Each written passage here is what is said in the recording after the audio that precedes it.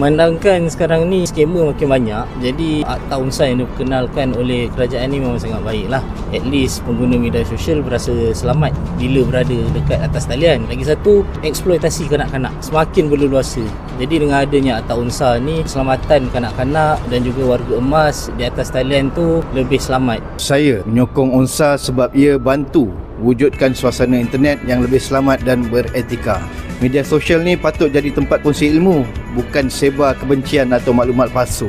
Anak-anak sekarang ni banyak masa kat internet. UNSA penting untuk pastikan kandungan yang mereka tengok lebih selamat dan terkawal. Bila ada undang-undang macam UNSA, pengguna lebih yakin nak gunakan platform digital sebab ada garis panduan dan perlindungan. Sekarang ni, skamer makin berleluasa. Jadi UNSA ni bagus sebab bantu kawal dan lindungi orang ramai daripada jenayah atas talian. Sekurang-kurangnya ada perlindungan untuk pengguna, terutamanya kanak-kanak dan warga emas.